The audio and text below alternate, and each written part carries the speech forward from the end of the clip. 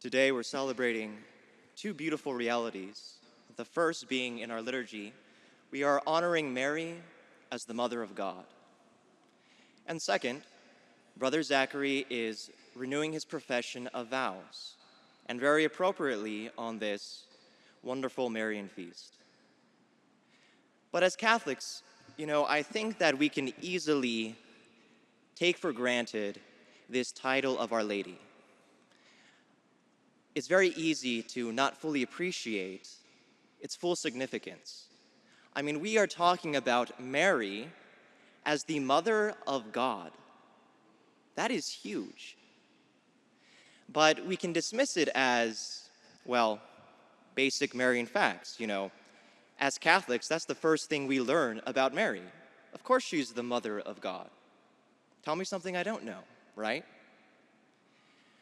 But during the first 400 years of the Church, this was actually a very controversial topic.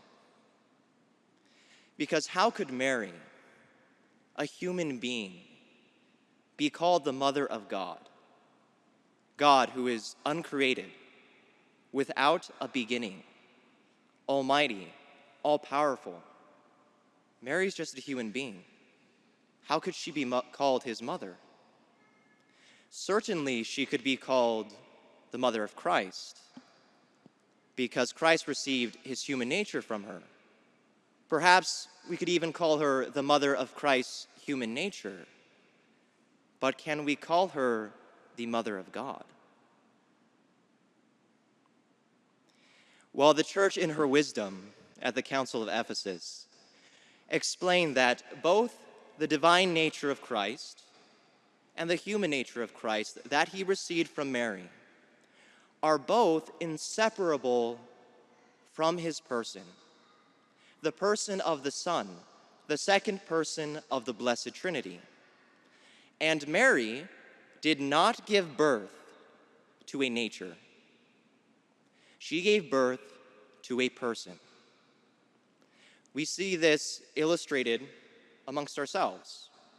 A regular mother does not give birth to humanity, although every single one of us is human. She gives birth to an individual who is human. So it is with Mary. She gives birth to the person of Christ, who has a human nature and a divine nature. And this divine nature is inseparable from the person that she gave birth to.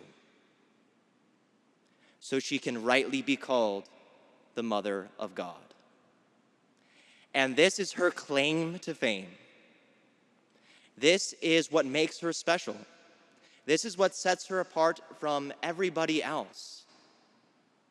This is the whole purpose of her life, what her life is ordered to. The reason why she was immaculately conceived. The reason for her perpetual virginity. The reason for all the extraordinary graces that were bestowed upon her, so that she might be the Mother of God. And a lot of Protestants want to insist that there's nothing special about Mary. She's no different from any one of us. But the one thing that they cannot deny is that there is something very special about her Son. And that is precisely what makes her special. Because Mary has a relation to God that no one else has. Namely, she is the Mother of Christ, the Mother of God. That is what makes her so special and what sets her apart from everybody else. This is her greatest prize. Her greatest possession is God, her Son. And this is all she needs. God is good enough for her. She needs nothing else. And we see this depicted in the gospel today. Luke describes the visitation of the shepherds to the Holy Family staying in the stable, a stable which is a living place for animals. their housing. In fact, Luke tells us that when the shepherds came, they saw the Christ child in a manger, the place that animals are fed out of. Now, every nativity scene you see, it always depicts the very sublime aspects of what's going on. For example, look at our nativity scene. It's beautiful, it's gorgeous, it's wonderful to look at. But there is another very real side to this that is not captured, which is they are living in a filthy stable. They are amongst a bunch of creatures and beasts. I can't imagine the stench, the disgustingness that must have been in that place that they're staying. I can't even walk through our own cattle pasture without wanting to gag, and they're living here. Okay, I don't know how that's rough. It's really rough. But, and I guarantee you, there were no poinsettias in that stable. Okay, it must have been awful. And Mary is staying there with her newborn child. She has nothing else. But the thing is, she needs nothing else. The only thing she has is the only thing she needs to be happy. That is God, her Son. She is completely satisfied being there because God is with her in that place. And that is exactly what makes this day so beautiful to profess one's vows on. Because what Brother Zachary is renewing today is the giving of his entire life, his entire being. Everything he has, he is giving to God. So that God, so Brother Zachary, just like Mary, might have God as his only possession.